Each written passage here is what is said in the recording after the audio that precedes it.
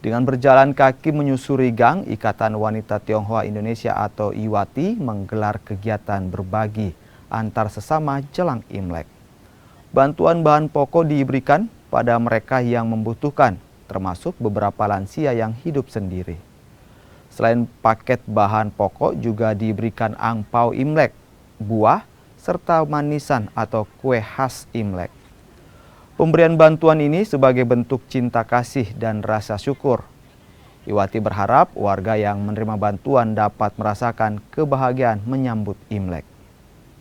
Maka itu kita turun langsung ke sana, melihat ke lapangan, memberikan mereka rasa persaudaraan, rasa kebersamaan, rasa mencintai mereka, menyayangi mereka, supaya mereka dapat tahu juga bahwa orang Tionghoa itu apapun sukunya, kita akan memberi. Karena di dalam mata Tuhan itu, Tuhan Allah yang Maha Kuasa, semua itu sama. Baik beragama Islam, Konghucu, Kristen itu sama.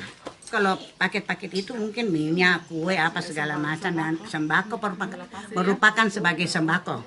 Karena ibu kan tahu kalau dibilang sembako, itu berarti sudah ada beras di dalam. Ya, jadi kami juga memberikan manis-manisan itu seperti gula-gula. Dari ini bahasa Tionghoa. Terima kasih Bu, terima kasih banyak Bu. Biasanya kalau Imlek begini persiapannya apa-apa saja?